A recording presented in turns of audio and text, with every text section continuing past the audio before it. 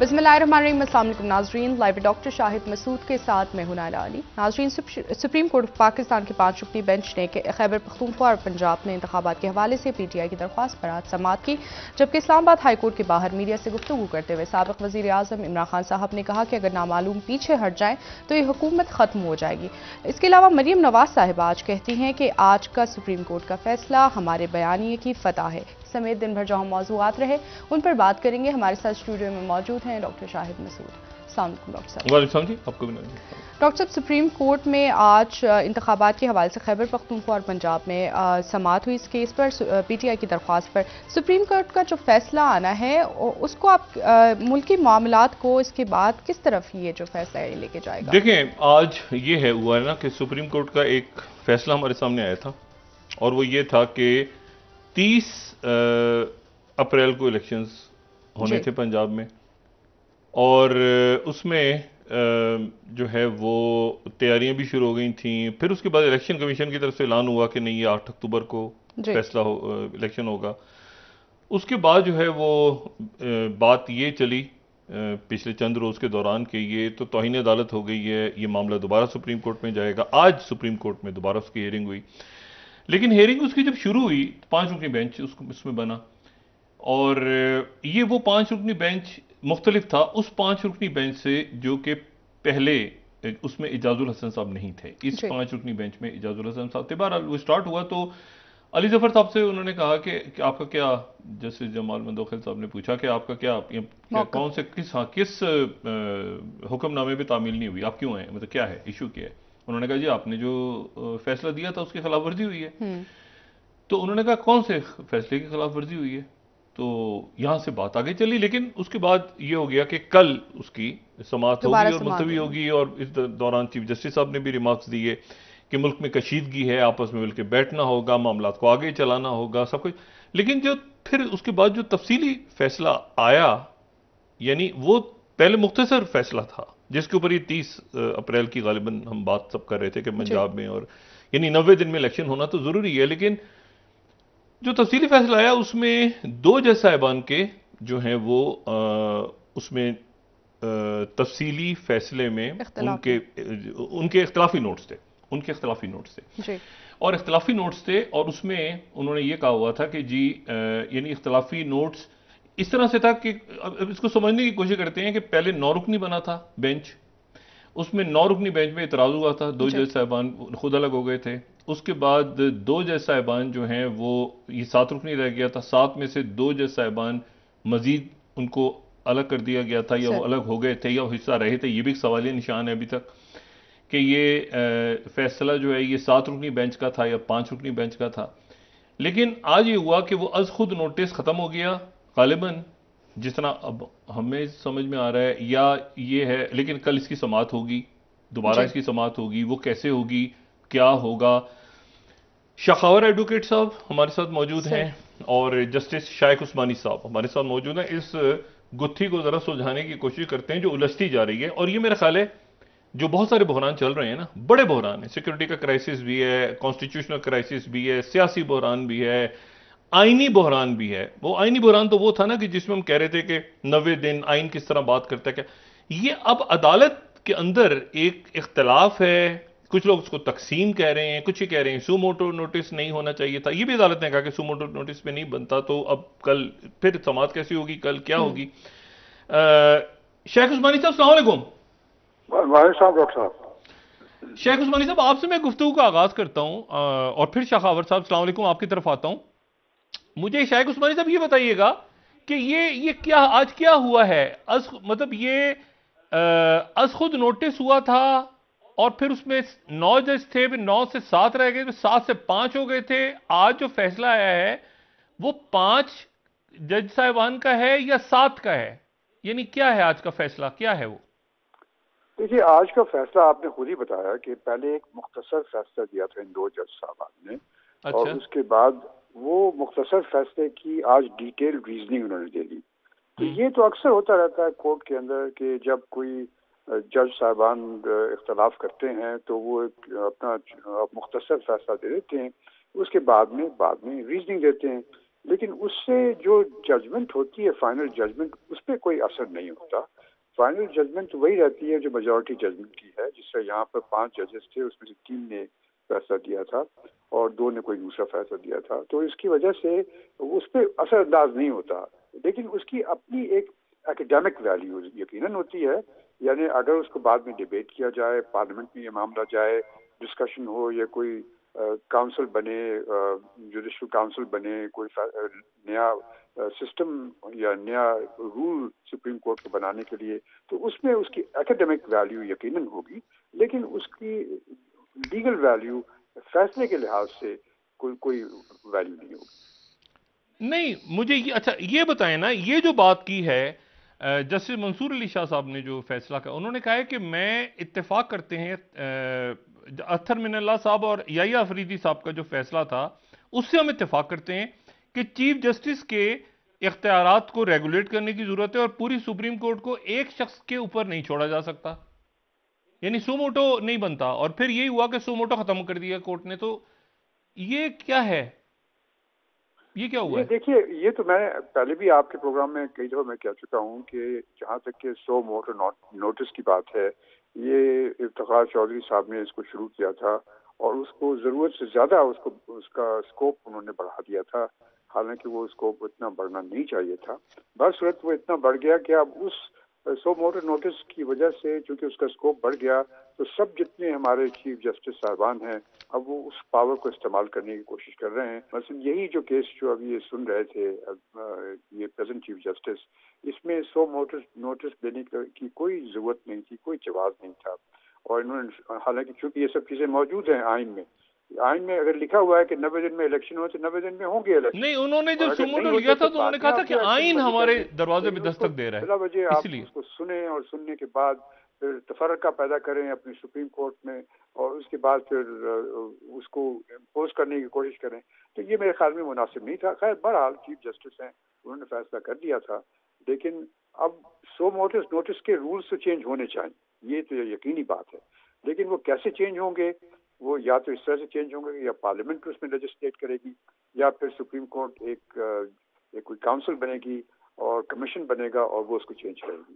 لیکن چینج یقیناً ہونا چاہیے. انڈیا میں بھی ایسا ہو چکا ہے, اور انڈیا میں پرابلم ہوئے تھے بہت, اور اس کے بعد اس کو چینج کیا گیا. چینج تو نہیں ہوا لیکن انہوں نے کوشش تو کی تھی انڈیا میں بھی.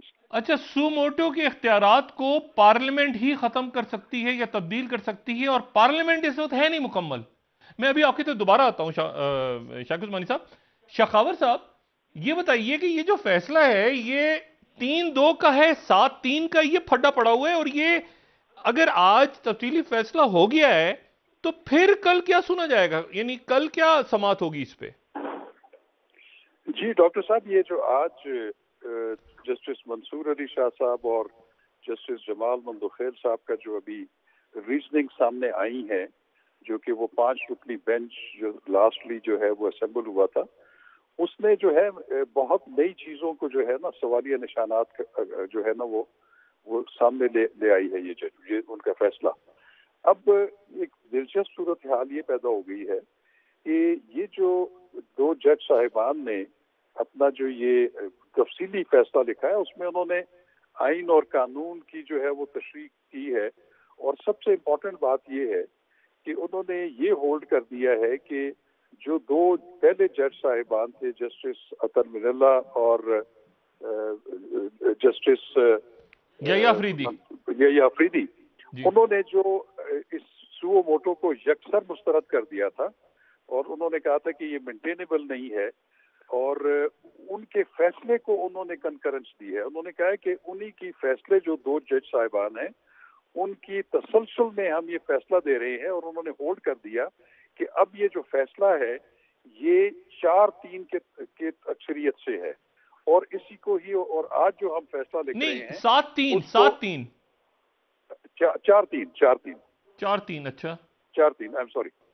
اب اس سے ایک نئی بحث چھڑ گئی ہے. اب دیکھیں, آج جب یہ 5 رکنی بینچ نے آج جب یہ سماعت جو ہے اس کو جو وہ کی اس کا آغاز کیا, تو اس پہ ہمیں پہلے سمجھ نہیں آ رہی تھی کہ جسٹس مندوخیل جو ہے وہ بیرسٹر علی ظفر سے جو ہے وہ ایک اسپیسیفک سوال پوچھ رہے تھے کہ آپ کس ججمنٹ کی بات کر رہے ہیں کہ جس کی وائلیشن ہوئی ہے.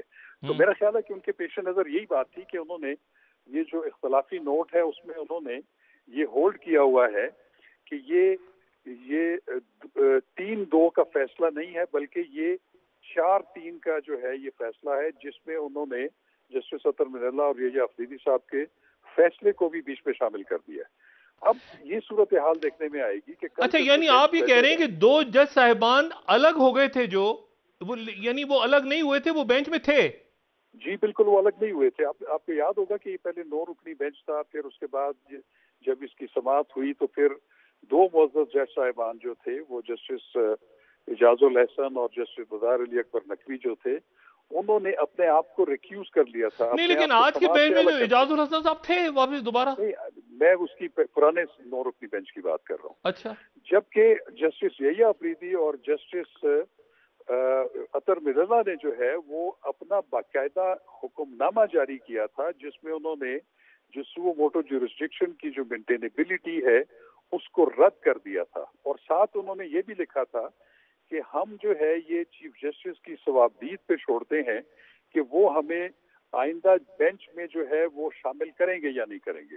تو یہاں پہ فرق یہ ہے کہ 2 معزز جج صاحبان یحییٰ افریدی صاحب اور اطہر من اللہ صاحب نے اپنے آپ کو سماعت سے الگ نہیں کیا تھا, تو اس کا یہ مطلب ہے کہ وہ بینچ کا حصہ تھے.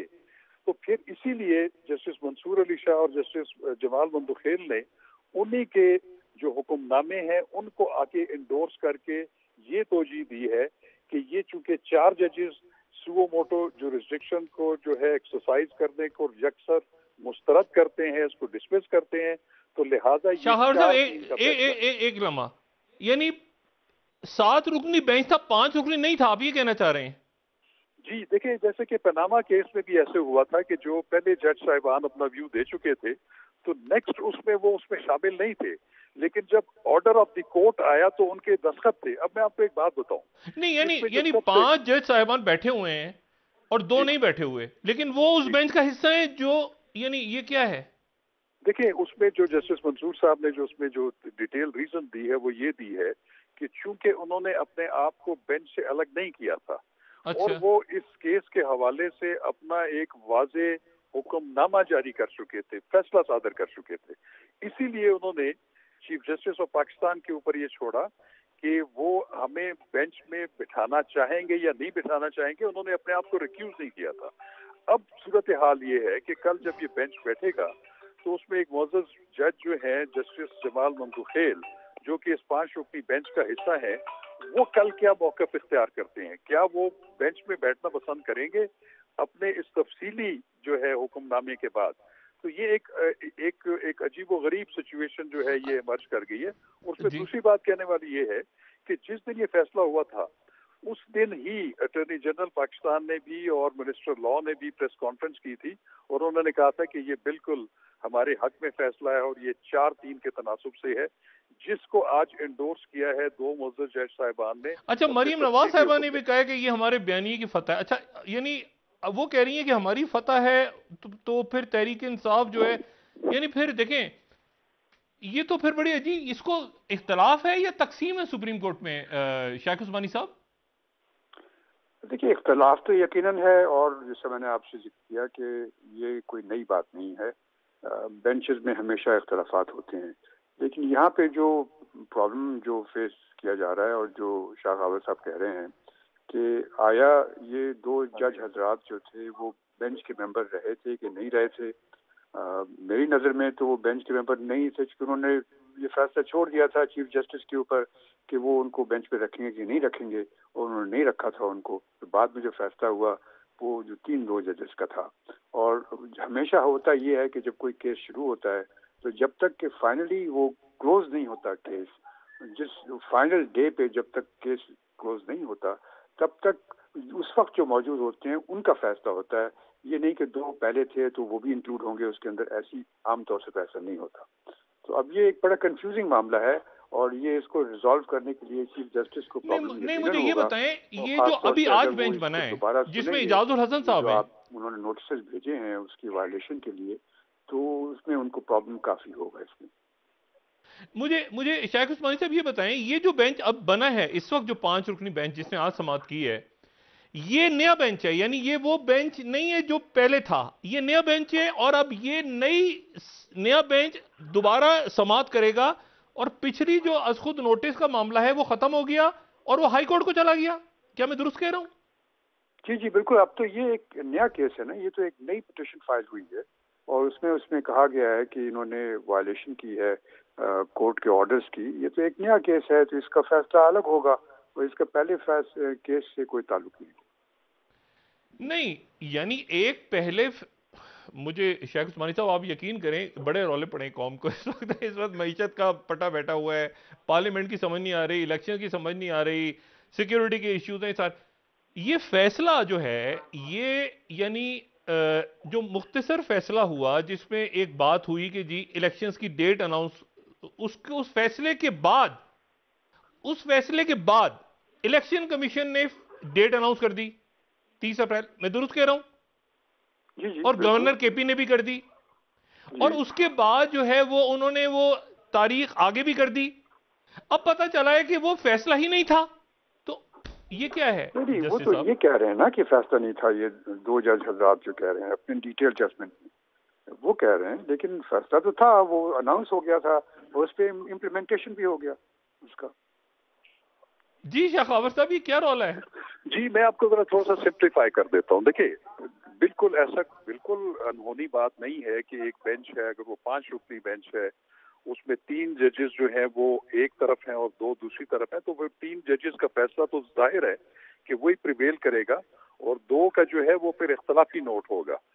لیکن یہاں پہ صورتحال یہ ہے، جیسے میں آپ کو پیناما کا ایک وہ جو ہے واقعہ وہ ریکال کرتا ہوں اس بینچ کا، کہ آپ کو یاد ہوگا کہ اس کی جو پہلی 5 رکنی بینچ تھا، اس میں جب انہوں نے جے آئی ٹی فارم کی تو اس میں 2 معزز جج صاحبان کا یہ ویو تھا کہ میاں نواز شریف صاحب کو جو ہے وہ جو ہمارے سامنے مواد تھا اس کی بیسس کے اوپر ہم آرٹیکل 62(1)(f) کے تحت اس کو جو ہے ان کو نااہل کراتے تھے.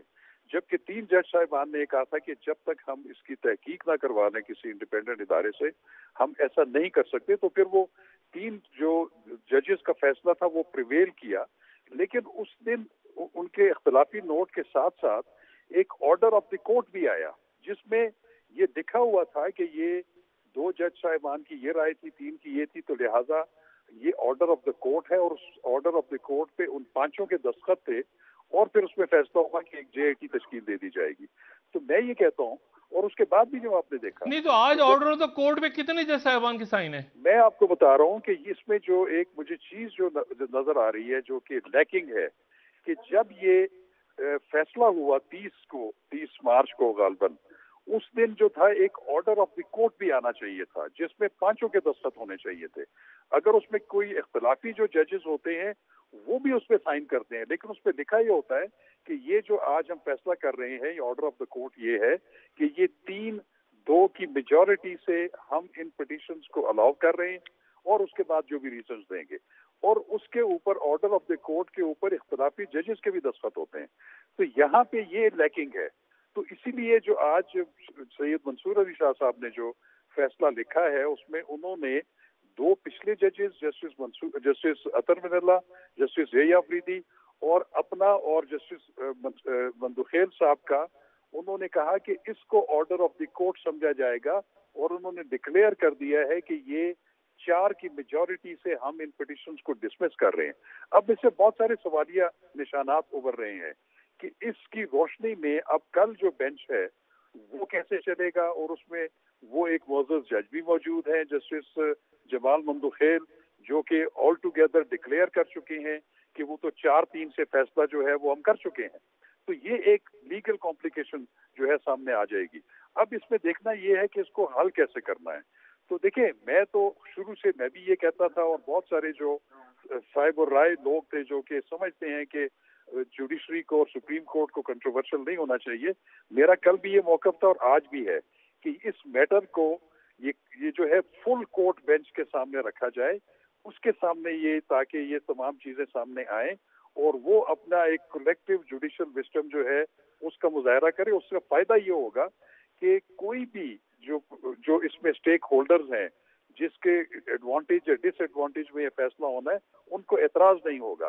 تو میں یہ سمجھتا ہوں کہ اس کی حساسیت کا تقاضا یہ ہے کیونکہ سپریم کورٹ آف پاکستان کی جو ہے وہ ساکھ جو ہے وہ اسٹیک کے اوپر ہے, تو اس لیے اس میں ایک وزڈم کا مظاہرہ کیا جائے. آنریبل چیف جسٹس جو ہیں وہ اس پہ ایک فل کورٹ بینچ تشکیل دیں. نہیں لیکن ان کی مرضی ہے نا, ان کے پاس پاور ہے, وہ چاہیں تو کریں چاہیں تو نہ کریں. لیکن اگر وہ نہیں کریں گے تو پھر یہ ویکیوم رہے گا. پھر یہ جو ایک اختلاف رائے اپنی جگہ پہ ہوتا ہے, سپریم کورٹ میں, سپیریئر جوڈیشری میں ہوتا ہے, لیکن یہ جو تقسیم نظر آ رہی ہے میں سمجھتا ہوں اس کا کلا کما کرنے کے لیے, چونکہ اچھا آپ اس کو اختلاف سے بڑھ کے تقسیم والا لفظ آپ استعمال کر رہے ہیں. اگر ایسا ہوگا تو پھر تو تقسیم کا پہلو سامنے آئے گا. تو پھر جب عوام کا عدلیہ کے اوپر وہ بھی سپریم کورٹ کے اوپر اعتماد نہیں رہے گا, تو میں سمجھتا ہوں کہ وہ تو ایک بدترین سوسائٹی جو ہے ہوگی, کیونکہ سپریم کورٹ آف پاکستان یا ہائی کورٹ یا سپریم کورٹ جو ہے وہ عوام کی آخری امید ہوتی ہیں اور ان کو فائنل آربیٹر سمجھا جاتا ہے, اور خاص طور پہ سپریم کورٹ آف پاکستان کو. اچھا شاہد عثمانی صاحب, یہ از خود نوٹس کیا چیز ہے, مجھے یہ ذرا بتائیے گا کہ یہ پاور جو ہے یہ چیف جسٹس صاحب کب لے سکتے ہیں؟ آپ چونکہ خود ان بڑے مناصب پہ رہے ہیں, ہائی کورٹ اور سپریم کورٹ, یہ مجھے بتائیے گا کہ یہ سوموٹو کیا چیز ہوتی ہے, کس بات پہ, مطلب کیا بات ذہن میں آتی ہے جب سوموٹو لیا جاتا ہے, از خود نوٹس لیا جاتا ہے, اور کب نہیں لیا جاتا؟ مطلب کئی دفعہ میں ایسا لگتا ہے کہ بہت بڑے سانے ہو گئے, ان پہ از خود نوٹس نہیں ہوا اور کسی ایک چیز کے اوپر ہو گیا, تو یہ کیسے ہوتا ہے فیصلہ؟ دیکھیے سپریم کورٹ کو جو پاورز ہیں کانسٹیٹیوشن میں وہ صرف اپیلٹ پاورز ہیں, یعنی وہ اپیلیں سن سکتے ہیں. صرف ایک پروویژن ہے, وہ ہے آرٹیکل 184(3) جہاں پہ کہ سپریم کورٹ کو اوریجنل جورسڈکشن ملی ہوئی ہے, اور جہاں پہ کہ وہ چیزوں کو خود دیکھ سکتی ہے. اور اس کو ہم افتخار چودھری صاحب کے زمانے میں انہوں نے اس کو ایکسپینڈ کر کے اس کو ایک سو موٹس نوٹس کر کے, جہاں پہ gross violation of human rights ہو اس کو 100 موٹس نوٹس لے سکتی ہے سپریم کورٹ. اس طرح سے کام شروع ہوا, کیونکہ وہ زمانہ کچھ اور تھا, وہاں پہ ہنگامے ہو رہے تھے ہر طرف اور لائرز موومنٹ چل رہی تھی, سب کچھ ہو رہا تھا. تو اس زمانے میں تو اس کا بڑا واہ واہ ہوئی, لیکن اب چونکہ وہ ایک پرنسپل بن گیا تھا تو اس کو ہر چیف جسٹس نہیں, تو اس سے پہلے نہیں تھا یہ از خود نوٹس؟ کئی لوگوں نے صحیح استعمال کیا. شیخ عثمانی صاحب اس سے پہلے از خود نوٹس نہیں تھا, اور اس کی وجہ سے اس سے کافی کنفیوژن پیدا ہو گئی ہے, اور اس کے متعلق کوئی ڈبیٹ ہونی چاہیے, اس کے متعلق کوئی ڈسکشن ہونی چاہیے, یا پارلیمنٹ میں کوئی لا بننا چاہیے, یہ کس طریقے سے اس کو چینج کیا جائے, یا پھر جس سے میں نے پہلے کہا تھا آپ سے کہ ایک کمیشن بنایا جائے سپریم کورٹ کے رولز بنانے کے لیے تاکہ اس چیز کو دیکھا جائے. نہیں, افتخار چودھری صاحب کی لائر موومنٹ سے پہلے بھی تھا از خود نوٹس؟ نہیں, از خود نوٹس تو یہ بعد میں شروع ہوا ہے, لیکن یہ پہلے جو پرنسپل تھا وہ اوریجنل جورسڈکشن کا پرنسپل تھا, اور جس کے تحت یہ کر سکتے, ورنہ اپیلٹ جورسڈکشن ہوتی ہے سپریم کورٹ کی, اور کوئی جورسڈکشن نہیں ہوتی, صرف اس معاملے میں ان کی اوریجنل جورسڈکشن. شیخ عثمانی صاحب, میں نے ایک پروگرام کیا تھا سپریم اسٹیل مل کی جب فروخت ہو رہی تھی مشرف صاحب کے دور میں, اس پہ یعنی لائر موومنٹ سے پہلے, یعنی جس پہ ایکچولی پھر پھٹا کھڑا ہو گیا تھا, یہ اسٹیل مل کی جو پرائیویٹائزیشن پہ اس پہ از خود نوٹس ہو گیا تھا, آپ کو شاید یاد ہو. نہیں, وہ کون چیف جسٹس تھا زمانے میں؟ افتخار چودھری صاحب. ہاں وہی نا, افتخار چودھری صاحب نے شروع کیا تھا یہ سب کچھ. اچھا, تو اس سے پہلے, یعنی اس سے پہلے یہ نہیں تھا سچ؟ پہلے کوئی نہیں, کسی اور نے کہا. میں بھی گناہگار ہوں, معذرت. شاخاور صاحب, اچھا نہیں, شیخ عثمانی صاحب پارلیمنٹ اس کو تبدیل کر سکتی ہے, تو پارلیمنٹ تو پوری نہیں ہے اس وقت. ہاں, یہ الگ بات ہے, کیونکہ ہماری سچویشن کچھ ایسی ہے کہ پارلیمنٹ یقیناً اگر تو امینڈمنٹ کرنی پڑے گی اس کو کانسٹیٹیوشن میں, کیونکہ 184(3) کو اگر امینڈ کرنا ہے, اس میں اور چیزیں ڈالنی ہے, تو اس کے لیے پھر تو کانسٹیٹیوشن امینڈمنٹ کی ضرورت پڑے گی, یعنی 2/3 majority. Procedure wise supreme court اپنا پروسیجر میں کچھ تھوڑی بہت چینجز کر کے اس چیز کو کسی نہ کسی طریقے سے اس پرابلم کو سے بچ سکتی ہے. شاخاور صاحب, پارلیمنٹ تو موجود نہیں ہے, تو یہ ترمیم کیسے ہوگی؟ از خود نوٹس کو بھی تو ایک سوال اٹھایا نا یہاں پہ محترم جج صاحبان نے کہ یہ از خود نوٹس تو ون مین شو ہو گیا. नहीं डॉक्टर साहब, उसको बड़े अगर आप वसी तनाजुर में देखना पड़ेगा। जहाँ तक आर्टिकल 184(3) का ताल्लुक है, वो तो जब से आईने पाकिस्तान बना है वो तो एक इंटेग्रल पार्ट है आईने पाकिस्तान का और एक जुरिस्डिक्शन है सुप्रीम कोर्ट की। मैं थोड़ा सा वादे करता रहूँ चलूँ कि ये जो आईने पाकिस्तान है उसमें एक चैप्टर है फंडामेंटल राइट्स का, बुनियादी हकूक जो शहरियों को जो है वो गारंटी किए गए हैं। अब वो दो कोर्ट्स को उसका जो है वो कस्टोडियन बनाया गया है।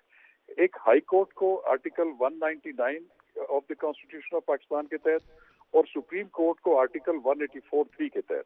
अब दोनों में फर्क ये है कि हाई कोर्ट का जो स्कोप है वो ये है कि उसमें कोई मुतासरा फरीक होना चाहिए और उसकी दरखास्त के ऊपर हाई कोर्ट जो है वो जुरिस्डिक्शन अस्यूम करती है किसी शहरी के बुनियादी हकूक स्टेट फंक्शनरी से जो है वो इंश्योर करवाने के लिए। और आर्टिकल 184 का जो फर्क है वो ये है, उसकी वर्डिंग जो स्टार्ट ही होती है कि without prejudice to the provisions of article 199। Article 199 अपनी जगह मौजूद है, उसी की कंटिन्यूएशन में जब सुप्रीम कोर्ट ऑफ पाकिस्तान के सामने एक ऐसा मुफादे आमा का एक मसला आता है जिसका ताल्लुक लोगों के बुनियादी हकूक के तहफ़्फ़ुज़ के साथ है, तो उस पे वो एक जुरिस्डिक्शन अस्यूम कर सकती है। वो दरखास्त में भी कर सकती है किसी की और सुओ मोटो असखुद भी कर सकती है, वो असखुद नोटिस भी ले सकते हैं। तो उसमें सिर्फ फर्क ये है कि उसमें मुफादे आमा का जो है वो और question of public importance in reference to the fundamental rights होना चाहिए। ये दोनों कोर्ट्स की कंकरेंट ज्यूरिस्डिक्शन है। नहीं, लेकिन इसी को आज जो जस्टिस मंसूर अली शाह और जस्टिस मंदुखेल का जो हुक्मनामा है उसमें इसकी भी वजाहत की गई है। उन्होंने ये नहीं कहा या कोई भी नहीं कह सकता कि आर्टिकल 184 को न एक्सरसाइज किया जाए, लेकिन ये बात जरूर है जैसे अभी शायख उस्मानी साहब ने कहा कि इसको कहीं ना कहीं स्ट्रक्चर जरूर होना चाहिए। कभी कभी हमने देखा कि इसका बेदरेज इस्तेमाल हुआ और वहां पे भी हुआ जहाँ पे जरूरत नहीं थी, और कई चीफ जस्टिस साहिबान ऐसे थे जिसके दौर में बड़े ऐसी सूरत हाल पैदा हुई कि वहां पे उनको सुओ मोटो लेना चाहिए था, वो भी नहीं लिया। तो मैं समझता हूँ कि वो भी आइन की मंशा के खिलाफ है। अब ये हो सकता है कि मैंने बल्कि सुना है कि सुप्रीम कोर्ट में एक कमेटी बनाई गई है, शायद वो फुल जजेस पे मुश्तमिल है या सीनियर जजेस पे, वो आर्टिकल 184 को स्ट्रक्चर करने के लिए कुछ रूल्स में तरमीम की जो है वो कुछ एंडेवर कर रही थी और इस पे होना चाहिए।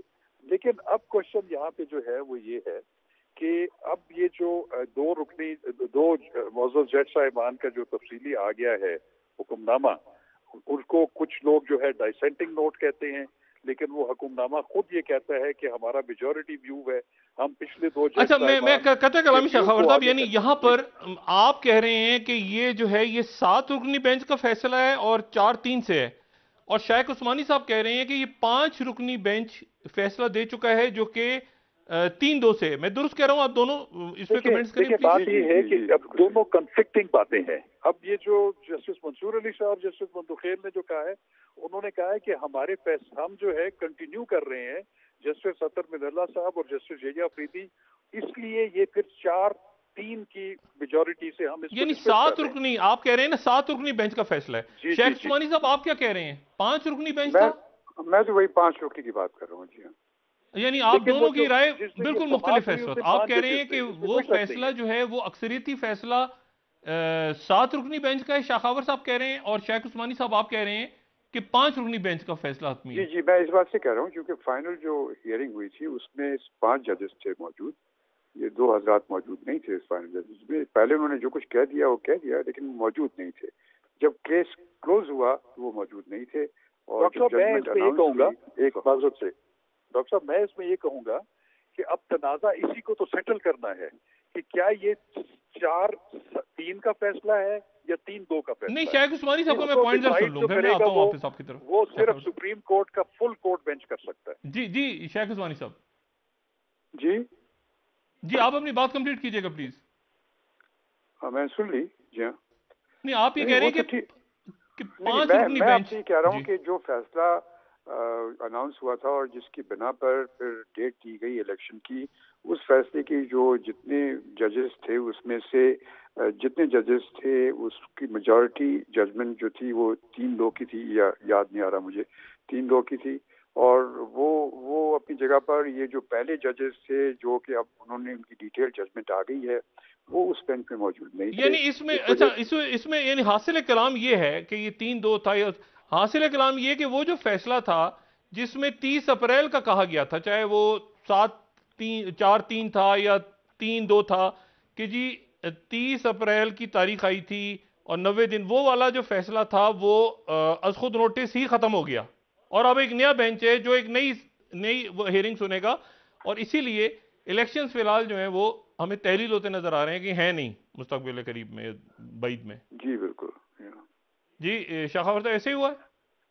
جی دیکھیں بات یہی ہے کہ جب 30 تاریخ کو جب یہ فائنل ججمنٹ اناؤنس ہوئی اس میں تو کوئی شک نہیں, اس وقت تو 5 معزز جج صاحبان تھے, لیکن 2 جو پہلے انہوں نے اپنے آپ کو سماج سے الگ نہیں کیا, ان کے جو حکم نامے ہیں شاہ خاور صاحب معذرت کے ساتھ بڑا لوگ آپ یقین کریں سمجھ سے باہر ہے, یعنی شارٹ آرڈر آ گیا کہ پھانسی لگا دو, تفصیلی فیصلہ آ رہا ہے کہ 1 منٹ ٹھہر جاؤ, پھانسی اس صورت میں لگانا جب یہ تو بڑی عجیب سی. بہرحال شاہ خاور صاحب آپ کا بہت شکریہ, اور شائق عثمانی صاحب آپ کا بہت شکریہ, آپ سے انشاءاللہ بات ہوتی رہے گی. یہ جو ہوتے ہیں نا محفوظ فیصلے, تفصیلی فیصلے, اس میں چونکہ وہ بات بھی ہوئی نا کہ آرڈر آج بھی مجھے نہیں پتا کہ اب یہ کس طرح اس کی, لیکن اس میں ایک جو کیجولٹی بنی ہے سب سے بڑی وہ یہ الیکشنز نہیں ہونے جا رہے, کیونکہ اس میں یہ تھا, اس فیصلے میں یہ تھا, از خود نوٹس والا فیصلہ جو تھا اس میں یہ تھا, جو شیخ عثمانی صاحب کا پوائنٹ آف ویو ہے وہ یہ ہے کہ اس میں, اور جو پی ٹی آئی بھی سمجھ رہی تھی اور الیکشن کمیشن نے بھی اس وقت یہ سمجھا تھا کہ یہ انہوں نے بھی تاریخ اناؤنس کر دی تھی, جو تاریخ واپس لے لی, پھر توہین عدالت کا معاملہ اٹھا, پھر واپس گئے تو پتہ چلا تفصیلی. تو اب اس کو حل وہی ہے کہ ایک فل کورٹ طے کرے کہ از خود نوٹس کیسے لیا جا سکتا ہے. اور دوسری بات, عمران خان صاحب نے بھی آج جو ٹکٹس دینے کا فیصلہ کیا تھا مختلف اراکین کو کہ ان کو الیکشنز کی طرف ہم جا رہے ہیں, اور یہ وہ انہوں نے ہولڈ کر لیا ہے جب تک یہ معاملہ طے نہیں ہوتا. یہ بہرحال طے ہے کہ یہ جو 90 دن کے اندر یہ الیکشن ہوتا یا اس کے آس پاس ہوتا, کہیں دور دور تک نظر نہیں آ رہا. آج کے اس فیصلے کے بعد اللہ سے دعا ہے کہ یہ اختلاف ہی رہے, تقسیم نہ ہو جائے. ڈاکٹر صاحب ایک بریک کا وقت ہوا ہے, واپس آ کے کنٹینیو کریں. ٹھیک ہے ناظرین, یہاں پر ایک بریک لیتے ہیں, ہمارے ساتھ رہیے.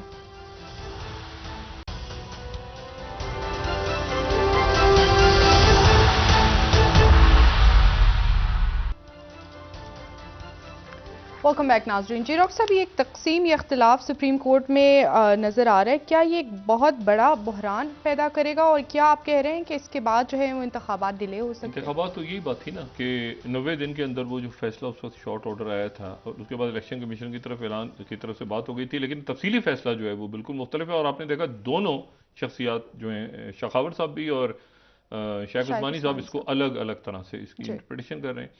اب یہ ہے کہ کل اب نئے سرے سے سپریم کورٹ کا جو بینچ ہے وہ سماعت شروع کرے گا, اور یہ جو معاملہ ہے یہ غالباً چلا گیا ہائی کورٹس کی طرف واپس, یعنی از خود نوٹس کو ختم کر کے, اور یہ فیصلہ ہوا ہے کہ اس کو ہائی کورٹ 3 دن کے اندر فیصلہ کریں.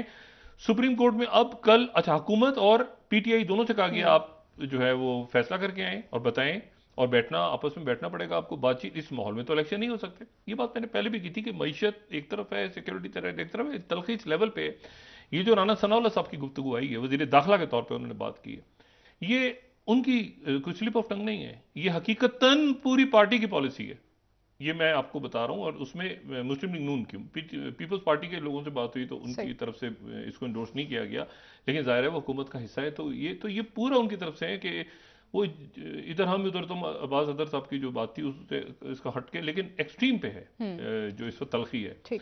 اچھا, اور اس میں عمران خان صاحب نے آج کہا کہ اگر یہ بات کی ہے انہوں نے, اچھا اس بات کو پھر وہ ظاہر ہے کہ پی ٹی آئی کی طرف سے ہیومن رائٹس اور آرگنائزیشن اور دنیا بھر میں بات کی جا رہی ہے کہ وزیر داخلہ نے بات کس طرح کی ہے, عمران خان صاحب کی جان کو تو خطرہ ہے اور ان کو تھریٹس ہیں, اور اس دوران یہ بات آ رہی ہے, اور یہ بات جو ہے یہ آگے جا کے گلے پڑ سکتی ہے. خدا نہ خواستہ کچھ سامنے ہو گیا. یہ جو جملے ہوتے ہیں نا, یہ بہت سوچ سمجھ کے ادا کرنی چاہیے. یہ بڑے خطرناک بات ہے جو کی ہے رانا ثناء اللہ صاحب نے, اور وہ اس کی تردید کریں تو مناسب ہے, نہ کریں تو ان کا ایشو ہے.